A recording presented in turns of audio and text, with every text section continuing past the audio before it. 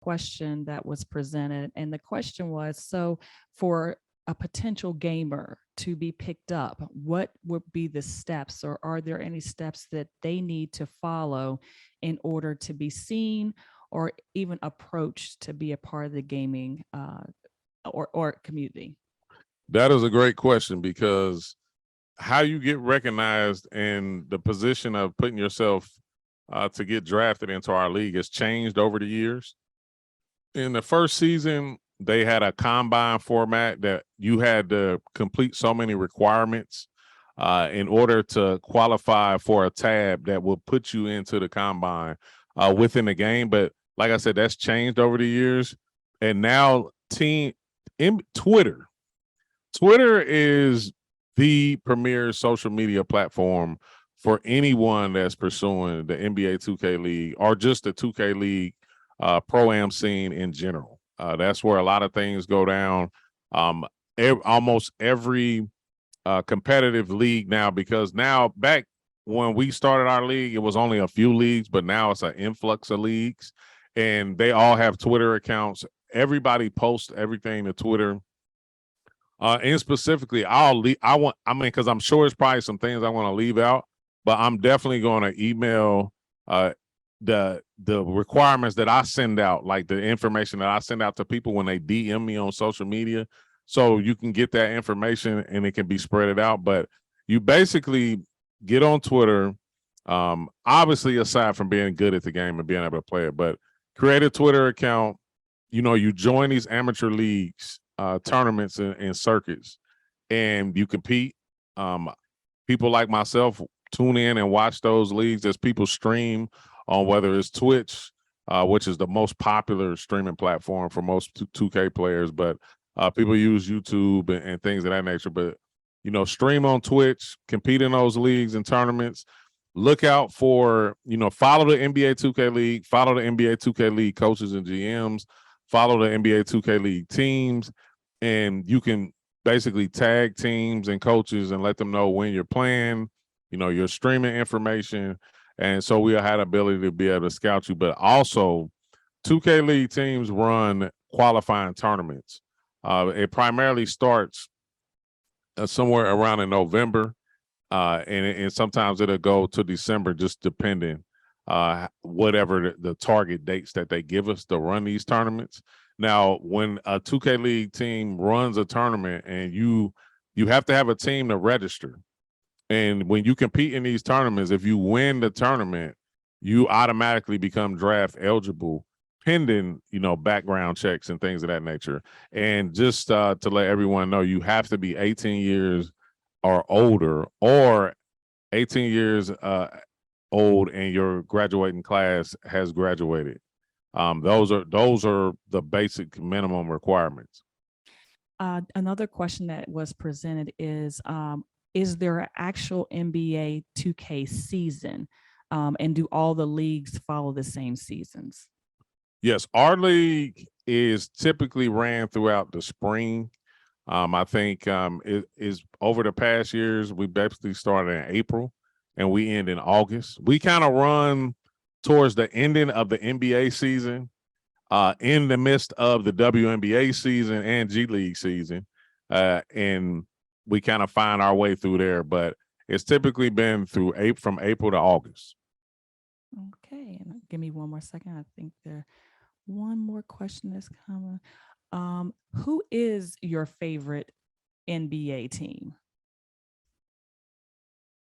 My favorite NBA team? Yeah. My favorite NBA team, of course. Now, I'll give you a short story. I was a Knickerbocker my whole life. Wow. It wasn't until I was hired by Brooklyn, I became a Brooklyn Nets fan. And the only reason I was a New York Knicks fan, because I'm from Dayton, Ohio, is I like the Giants. That was my favorite football team, because I was a big Lawrence Taylor fan back in the day. And so I wanted all my favorite teams to be from the same place, because I was tired. I had friends that basically they would have the top teams in every league. They might be a Laker fan, and and San Francisco 49ers, which was hot at the time, but they would just be favorite fans of whoever the teams was that was winning. And I wanted all my teams to be from the same place. So that's pretty much how I got that. Okay, and I think I have one last question for you. What educational process, as far as like classes and coursework, should, if kids want to go into either your profession or even a more tech sports behind the scenes, what would you suggest as far as like coursework or classes that they should take? You know, what's funny about that is that I typically wouldn't have been able to answer this question if I hadn't had these years of experience under my belt and getting in the way I did, because now, you know, I got in through an extreme knowledge of 2K and the community and the players and how everything works. But now working within the system, not looking at it not only from the esports side of it, but from the business side of it, because a lot of marketing and advertisement goes into esports, because ultimately that's where the dollars is at. But beyond being a gamer, you think about videographers, you think about editors, you think about graphic artists, you think about journalists, you think about producers that produce this not only content, but our games that when they're streamed live, it's a full production. Not only that, you have commentators, you have sideline reporters. I just reeled off, I know about a good 6 or 7 professions Absolutely. that exist outside of just being a gamer. Right. So I think, you know, whether you get into marketing, advertisement, I think, you know, people need graphic artists every day of the week. Yes, they are very important. Yes. Just simple things like that, you know, if you have a passion to do it, you put some educational background behind it and also some experience, it can take you a lot of different places. I mean, a lot of people think that it's just video gaming, but that's the core of it. But around everything that makes it go is part of what we do in any traditional sport. So just to reiterate, you know, graphic artists, videographers, editors, journalists, commentators, all of that makes it go. Well, thank you so very much for joining us today. And also on the heels of Veterans Day, I want to say thank you for your service. And thank you for joining us. And like Mr. Curtis said, he's going to give us the background information he's going to send to us, and we will actually make that available to anyone who is interested in looking in a gaming role as far as the NBA 2K community. So thank you so much for joining us today. We really appreciate it. And that was wonderful. Not a problem. Last but not least, before I get out of here, I want to thank the Renee Montgomery Foundation for inviting me and to share my experiences throughout my career. Also, follow me on any social media platform at OG King Curt. That's Curt with a C. And you know, I'll be more than happy to answer any questions you have. I check all my DMs and follow Nets Gaming Crew on all social media platforms. That's the NetsGC Gaming. Great. And also Snook wanted me to give you a side note. She says, hi, Ivan. Hey, Mama Snook. Well, thank you so much for joining us. I heard you have football in your future today, so good luck with that as well. Okay, I appreciate it. Thanks for having me. So we have a question, and one of our questions is, which did you prefer? Did you have more fun with the trial lawyer or as or in the NBPA? You know, and I hope you guys believe this. Everything I did because I felt at that time a passion for it. And then when the passion began to dim, that's when I found myself looking over my shoulder. So I loved being a public defender, probably more than anything else, because I was young and I was, you know, had all these other young lawyers, and we were like guardians of liberty. That was my favorite job. But it began to sort of wear on me a little bit, because, you know, you're representing people who are facing 40, 50, the rest of their lives in prison. It can be emotionally very taxing. And I was very fortunate. I won more cases than I probably should have, but it was very difficult. So going into civil as a sort of a balance was helpful. I love that. When I moved into bigger cases, I thoroughly enjoyed trying these huge class action cases, and it's absolute fun. And when I went to the NBPA, I loved it too. So I consider myself lucky that I never found myself doing anything I didn't feel very passionate about for very long. And I looked at my life and I could see like an 8 or 10 year chunks. I began to get an itch. So I can't, the answer to the question is, I can't say that one was more fun than the other. I've been blessed to be able to say they were all a blast. I had a great career, and even in my retirement, I'm trying to make sure that I'm doing some stuff that continues to motivate me. Okay, so our next question is, when you went for the position in the NBPA, did your law experience, or is that the experience they were looking for that position? I don't know. The answer is just about everybody who I'm told, I learned later, that competed for the position was a lawyer. I am passionately of the view that you don't have to be a lawyer to become the executive director of the NBPA. Sadly, there's never been a non-lawyer that was the executive director of the NBPA. I was and remain a fan of a former player becoming an executive director. Frankly, there aren't many former players that are interested. There's some that are. And I would like to think that in the short run, there will be. So, it was helpful to be a lawyer, though I had a legal staff. So I didn't need to be a lawyer to do it. I think for me, it was useful because you are negotiating the collective bargaining agreement. But I would take issue with anyone that suggests that you have to be a lawyer in order to be able to run a PA. In fact, the executive director of the Major League Baseball Players Association, a Black man, is a former player and is doing a great job.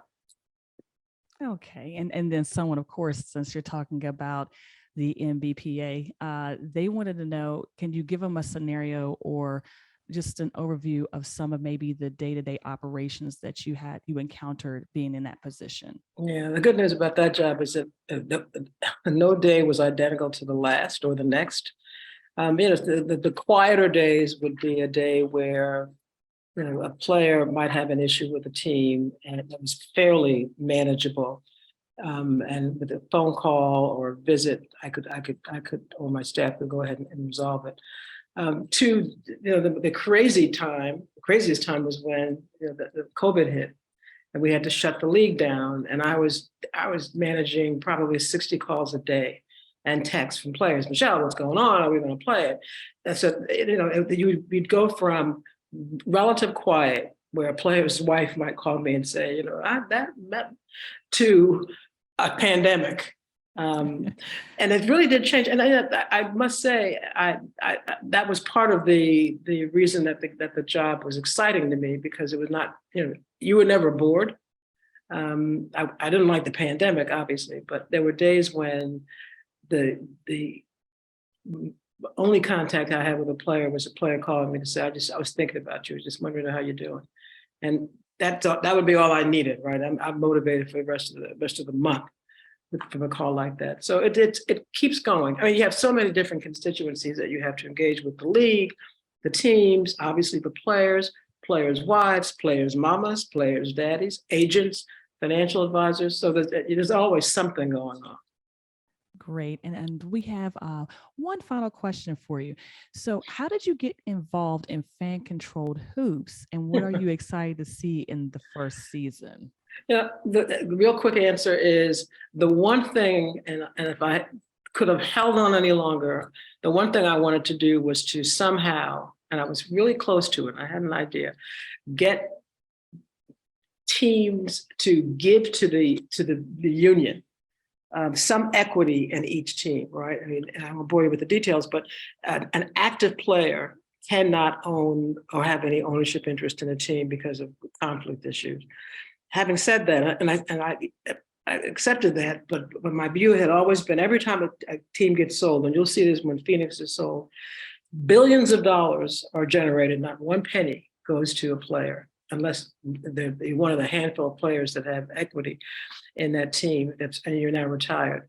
So I've always been a real fan of player ownership of these teams whose value they create. There are problems with doing that at the NBA level, but I've always encouraged players to, in other leagues, get some ownership interests. And so there are some of our guys like LeBron, who has invested in soccer, Chris Paul, the same thing. Fan controlled hoops is, and I won't, you'll look it up, but I think it's cute. And it's kind of like a 2K with real people. The traction of that beyond it, I think it's a great sort of enterprise that's going to attract a lot of Gen Z sports fans, is that players can actually be owners of teams. It's yet another opportunity for current and former players, but current players to be at the ownership stage as opposed to being a salaried employee. That's not the only alternative, but it's one of the alternatives that players have. And that's one of the reasons why I agreed to be involved in its growth, because it is an opportunity for ownership. Ownership, equity, that's the future. And let me just see if we have any last questions. I think that I've gotten them all. Cool. And Ms. Roberts, we want to thank you. It's been wonderful. Like she said, follow Fan Control Hoops.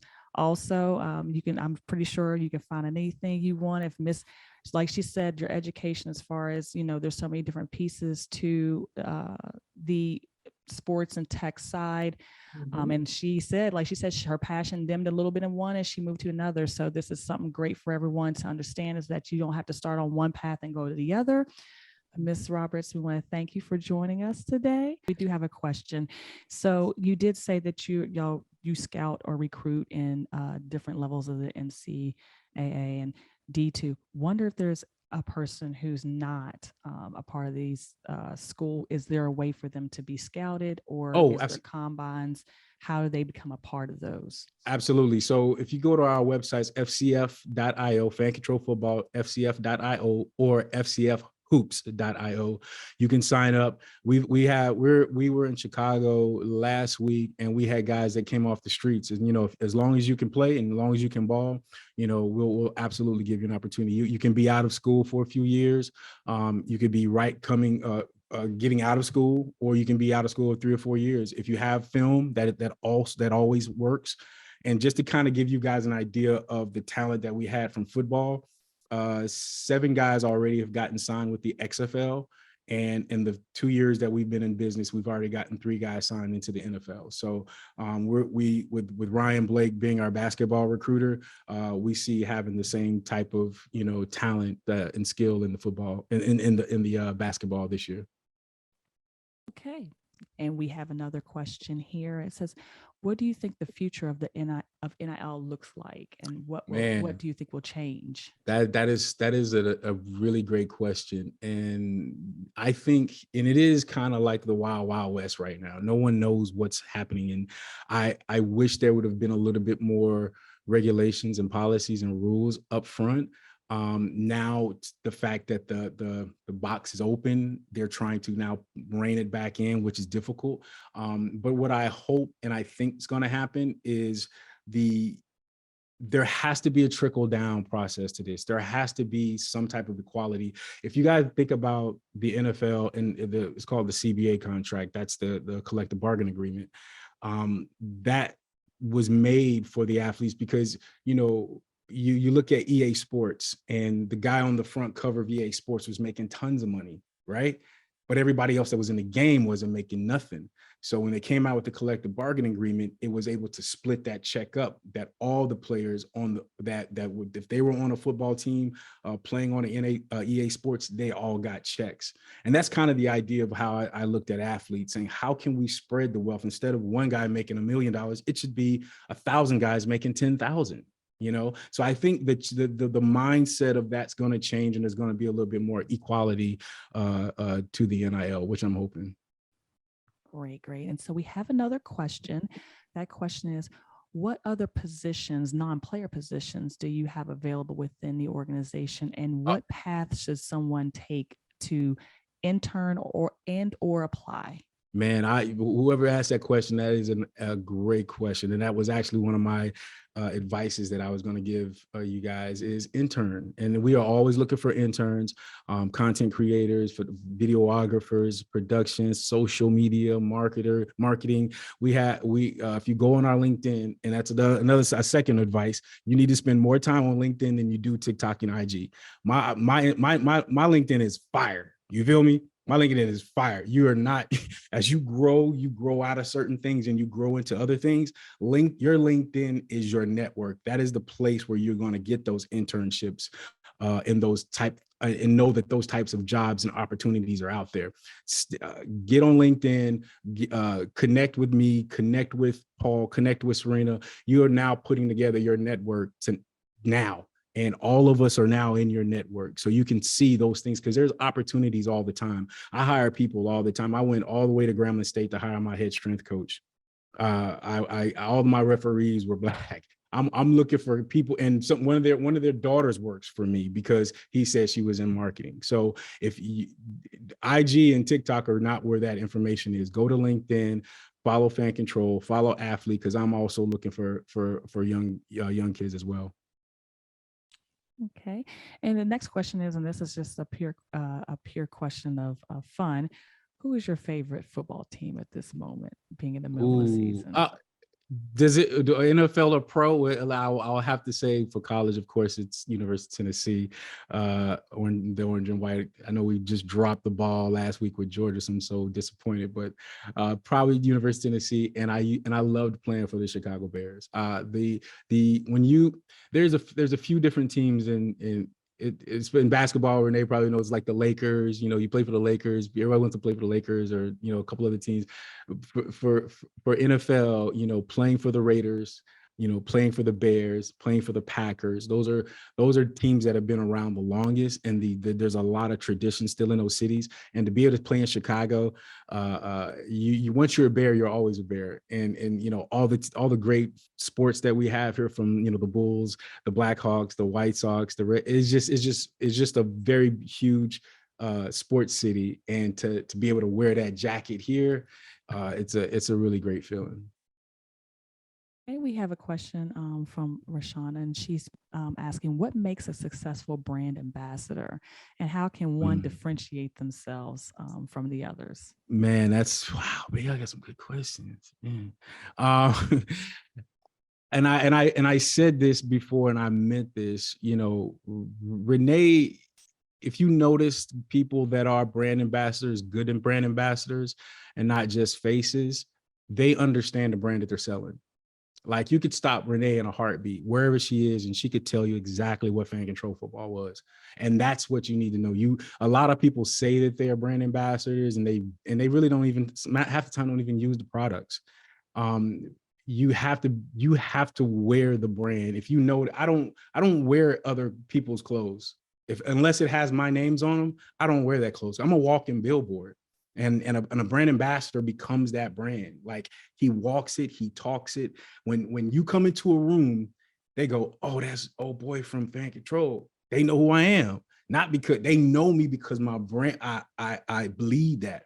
So if you want to be a really good brand ambassador, understand the brand that you're working for. Really, really grasp it and kind of make it your own, because that's what brands want. They don't want you to be their brand. They want you, we want you to be you in our brand.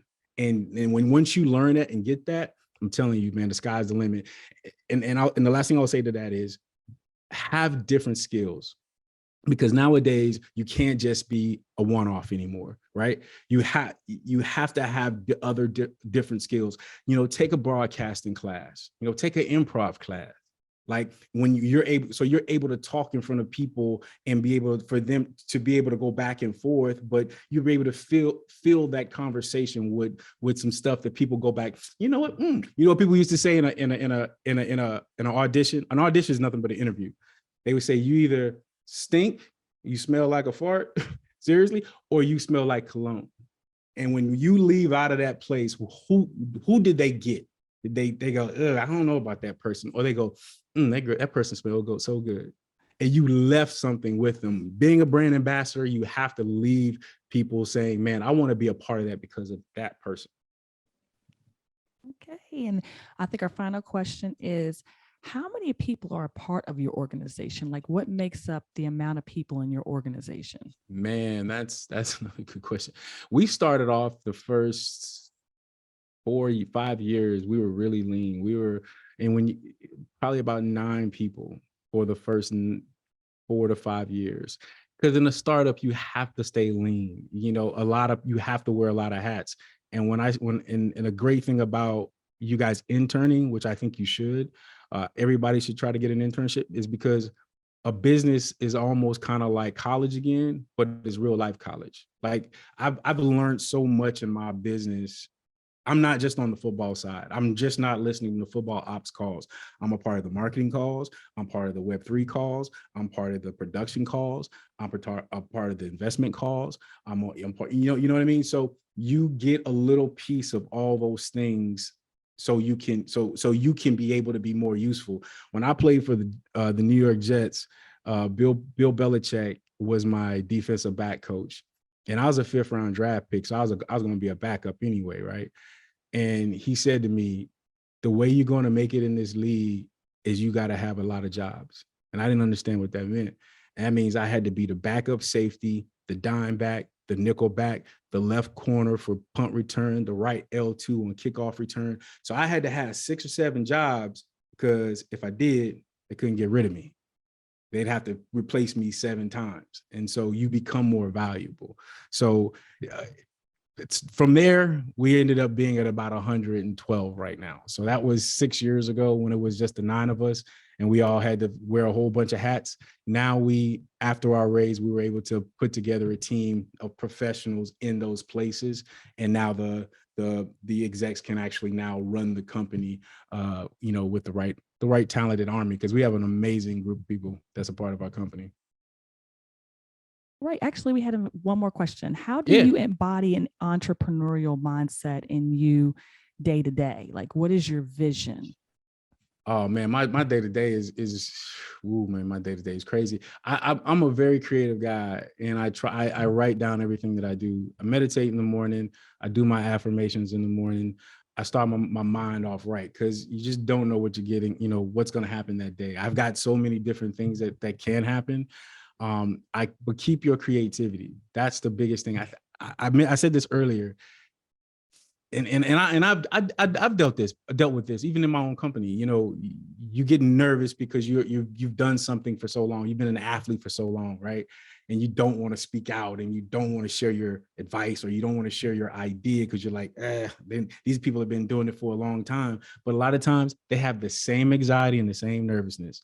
So express your creativity, write all the things in your ideas down. Even if it's stupid, still say it. If you think get people in your place, in your area, in your room, in your energy, in your world, that you can bounce ideas off of and feel okay doing it. And the more creative you are right now, especially in sports and tech right now, is what's happening. So if you have any ideas that you're thinking about right now, blueprint those bad boys out and give it a shot. You guys are at the best place of your life right now. You're young. You have an audience with the schools that you guys are with. You'll never have this amount of attention and support in your life. So take advantage of it. So if you have an idea, put it on social media. If you can sing, if you can rap, if you could crochet really well, put it on social media. Try it out. No one's going to believe in your brand if you don't believe in it. Right? No one's going to believe in your ideas if you don't believe in it. The kids these days, or the people these days, don't have any excuses. This is a production company in your pocket. I make most of my videos and things that I do off of this right here. If you haven't learned, how to edit it, how to, those are simple things that you should be doing. Simple things that you be doing. And I'm saying all this because learning how to edit, learning how to put stuff on social media, that's your creativity. Let people know who you are and how you can, and how creative you are. That was wonderful. I think that's great advice for any profession. I totally agree. I think that, yeah, if you're thinking outside the box, don't be afraid. there's nothing wrong outside the box. There's more space and opportunity out there. So I totally agree with that. So, and I think we've actually gotten all your questions. You had a lot of good questions here, but Good Ray, questions. you were a lot of good questions.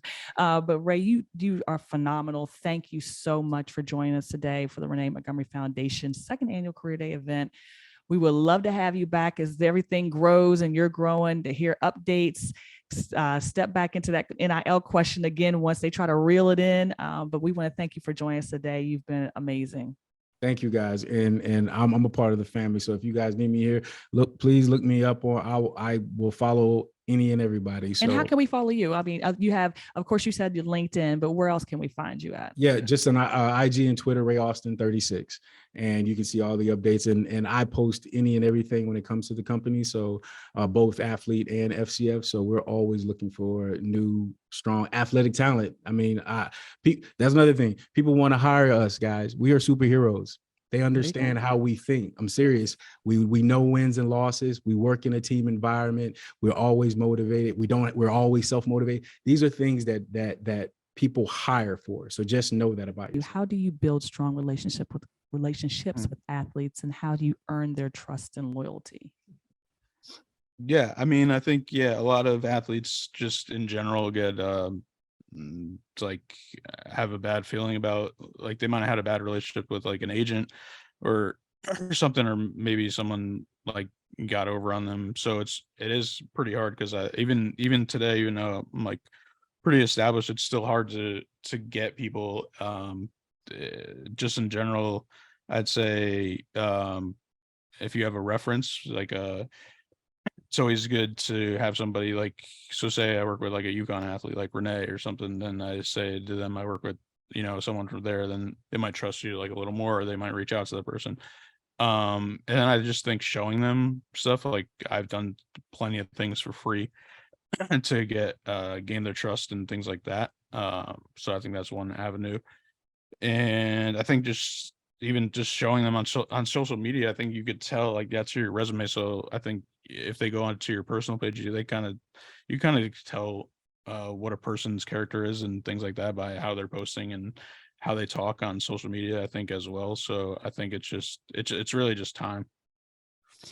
Okay, and the next question is which of the sports platforms that you work with is the hardest to actually promote, for the PR? It's like, which one's the easiest? I guess that goes by whoever is following. So which one is the one that you work the hardest to promote and get put out there as far as sports is concerned? Like social media you're talking about? Well, I'm just talking about in general, just, because, you work with MLB, you work with, are some easier to break into than others? Sports wise. Yeah, sports wise. Oh, okay. Yeah, I'd say if you go down to, like, for example, boxing, like, I've obviously boxing been around forever, but I'd say it's UFC is more popular.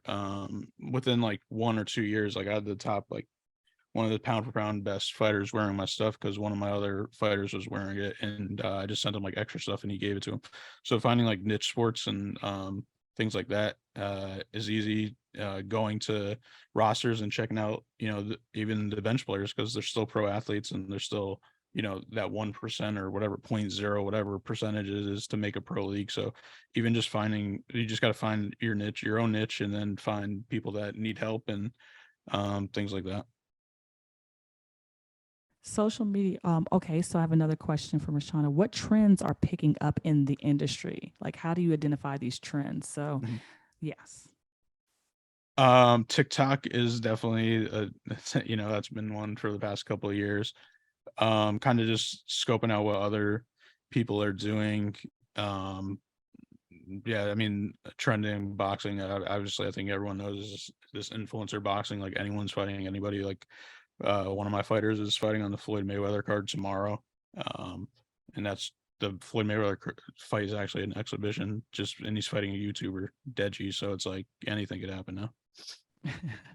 So my next question is, as far as social media is concerned, do you actually make these videos when you are promoting for any of your sports do you promote them by doing their videos, or do are you the one in charge of that, or do you have a graphics team and you pass it off to them, or does the actual person themselves do their own advertising as far as that's concerned?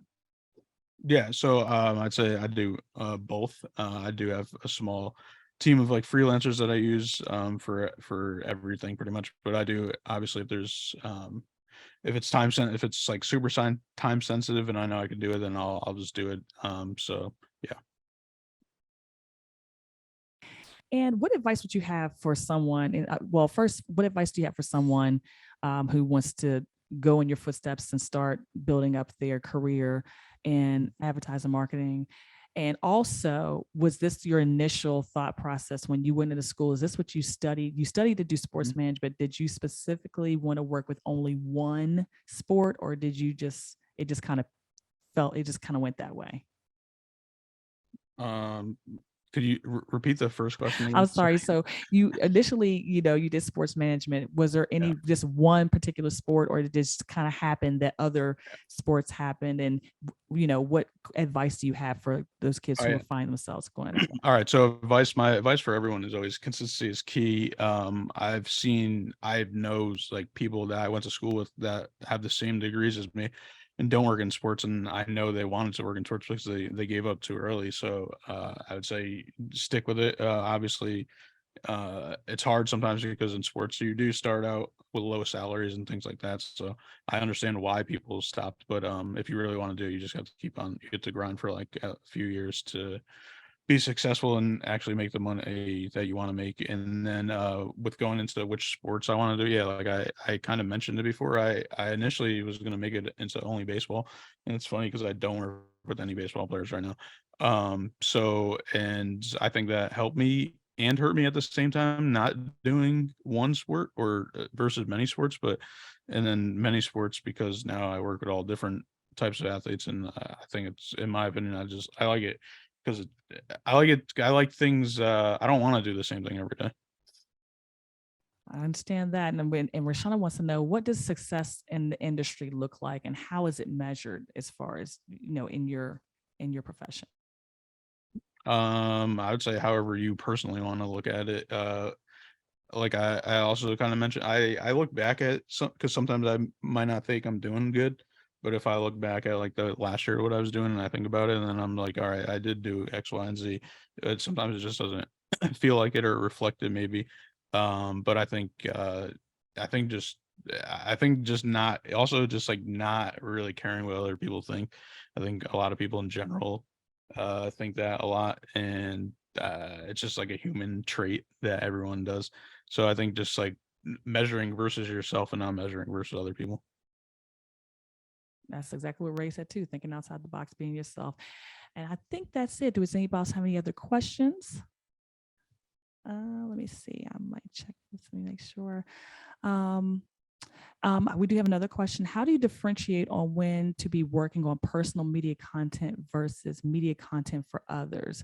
My current struggle is monetizing the stories and/or sports I'm interested in, and already working in other capacities than media. So there's a couple of questions here. I guess I'll go back over it again. How do you differentiate on when you're working, when to be working on your personal media content versus media content for others? We'll ask that question first. Well, I mean, personally, like whoever is whichever one I'm actually getting paid for, I'm going to be doing prioritizing first, and then if it's for myself, then that's going to be last. Okay, and that kind of answered the second question that Alex said. The current struggle is monetizing the stories in sports, and he's interested in other capacities and working on other capacities in media. So basically, Paul said, follow the money. Let them where the money resides. Yeah, the other thing that's new and upcoming is actually these platforms actually paying you for your content, which is still like I still say it's like kind of in the beta phase, even though it's like out. I haven't. Like Instagram Reels, they're paying people now based off like bonuses and random things. Like I got mine on my personal, and said I got earn like $50 for the month, but I know somebody that he has a bigger page that he doesn't have even that many followers, maybe like 30,000. So nothing like, I mean, this is still a lot, but nothing like crazy. And he he had his bonus up to like he can make up to 30,000 for the month off of Instagram. So I think that could be something in the future that could help creators create money or make money. Absolutely. Absolutely. Now, Paul, tell everyone where to find you. What is your Yeah. social media and LinkedIn information? Yeah, so you guys could find me. My personal pages are PCG7, and PG Sports is just at PG Sports, and LinkedIn is just my name, Paul Guarino, Guarino. And yeah, I appreciate you guys having me. And yeah, if anyone has any questions, I always answer people because I do a bunch of like Twitter spaces and things like that. So people always DM me, and I answer pretty much everybody as long as you're not spam.